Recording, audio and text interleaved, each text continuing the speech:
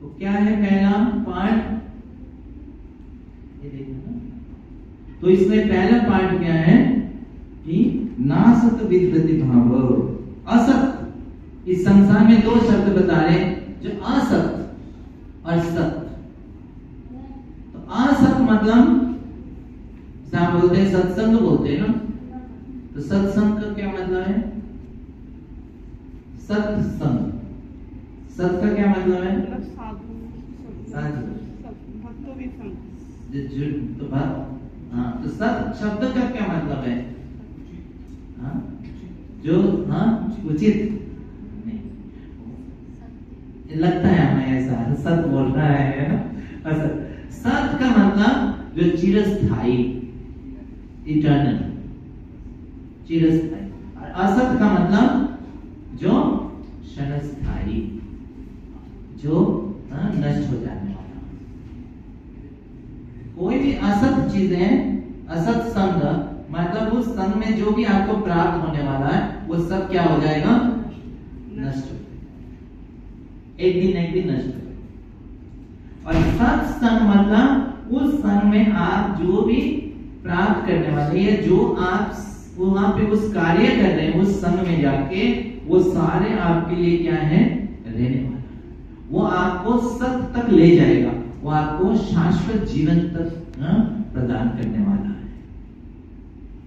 तो सत मतलब याद रहेगा सबको? सत का मतलब देखिए नया मीनिंग है, ये असली मीनिंग। लेकिन सत्संग में आके हम भक्तों के संग में आके हम पूछ रहे बिजनेस कैसे करना है, वो कैसे, वो क्या हो गया, ये गलत हो। सत्संग में आके हमें भगवान के बारे में चर्चा करनी है, हमें भगवान के बारे में सुनना है, जीवन के बारे में सुनना है, जीवन का उद्देश्य के बारे में सुनना है और बोलना है। यही सत्संग है ना। तो भगवान यहाँ पे दो सत्य बता रहे हैं कि ये समझ लेना है, हमें हमेशा के लिए समझ लेना है। क्या? पहला बता रहे हैं कि ये जो शरीर है, ये जो शरीर है, ये शरीर असत है। ये शरीर क्या होने वाला है? नष्ट होने वाला है।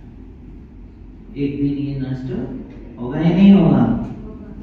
ये हम बोलना नहीं चाहते हैं ना, आप सब चाहते हैं ये शरीर नष्ट ना हो, उसके लिए हम पूरा प्रयास करते हैं।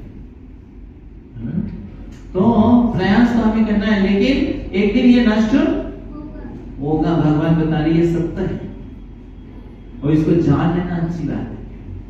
लेकिन ये शरीर नष्ट हो, उससे हमें दुखी नहीं होना है। क्यों? उस शरीर नष्ट के साथ हम नष्ट नहीं होंगे। तो भगवान क्या कह रहे? दूसरा सत्य बता रहे। वो क्या बता रहे? जो आत्मा है, जो हम है, वो क्या है? हमेशा सत्य है, हमेशा चिरस्थायी। तो ये दो सत्य समझ में आ गया? क्या हम जो है आत्मा है, वो क्या है?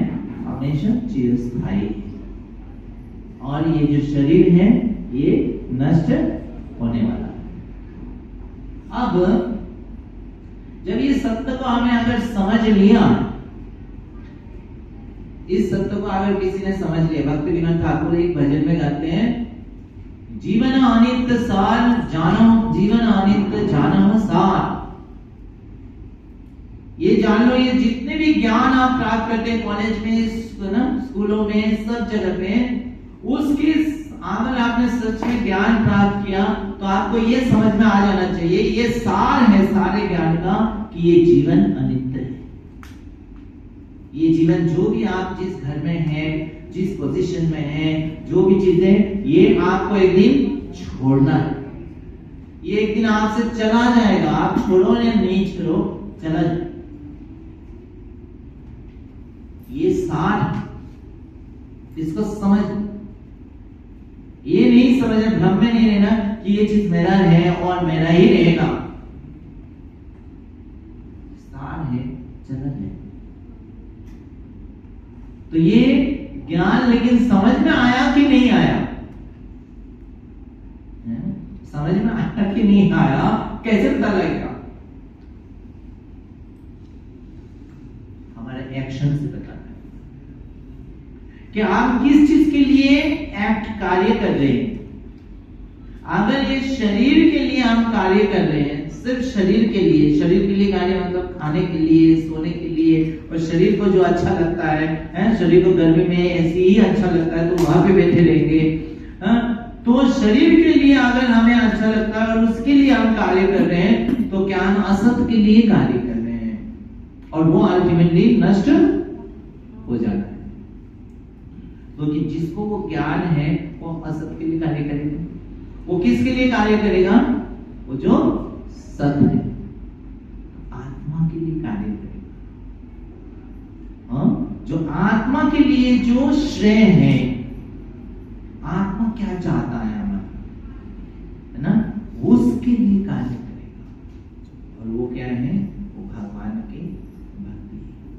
आत्मा तो हरिनाम लेना चाहता है, हरे कृष्णा कृष्णा कृष्णा हरे हरे, हरे राम राम राम हरे हरे। आत्मा तो ये जानना चाहते हैं भगवान क्या बोल रहे हैं, कैसे हम भगवान तक पहुंचे, कैसे हम भगवान के धाम में जाए, भगवान का दर्शन करें। आत्मा तो वो चाहता है। तो अगर हम आत्मा के लिए कार्य कर रहे हैं तो उस व्यक्ति को कहा जाता है आध्यात्मिक व्यक्ति, वही स्पिरिचुअल पर्सन है, या वही साधु है या संत है जो आत्मा के लिए शाश्वत चीज के लिए करता है। और जो आत्मा के लिए नहीं करता और केवल शरीर के लिए करता है तो वो क्या है? वो अशाश्वत है ना। उसको कहते हैं, प्रभुपाद कहते हैं, भौतिक स्तर पर कार्य करना है, बॉडीली प्लेटफॉर्म पर है ना। तो वो जो नश्वर चीज है उसके लिए कार्य करना है ना।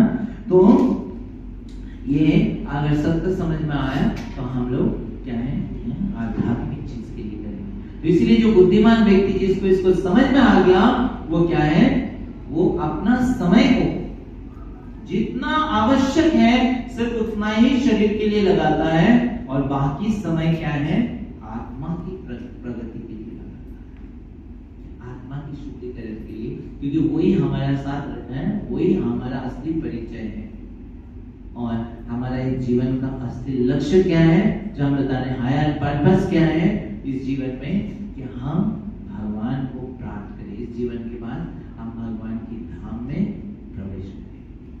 उसके लिए हमें आत्मा को क्या करना पड़ेगा? हमें शुद्ध करना पड़ेगा। और उस शुद्ध करने का प्रोसेस क्या है? भक्ति का प्रोसेस। तो वो शुद्धि करने का समय क्या है? यही समय है इस मनुष्य जीवन। ये जो हमें आंख कान ये चीजें मिला हुआ है शरीर की, तो ये शरीर के आंख कान जो है इसी इंद्रिय के द्वारा ही हम आत्मा को शुद्ध कर सकते हैं। इसलिए जब आंखों से भगवान का दर्शन करेंगे तो हमारा आत्मा शुद्ध होगा। कान से भगवान के बारे में सुनेंगे तो होगा, है ना। तो लेकिन अगर उस कान से केवल शरीर के बारे में सुनेंगे तो ये क्या हो गया? एक ही चीज से हम दोनों चीज कर सकते हैं। इधर हम भगवान के लिए आध्यात्मिक कार्य कर सकते हैं या भौतिक कार्य कर सकते हैं।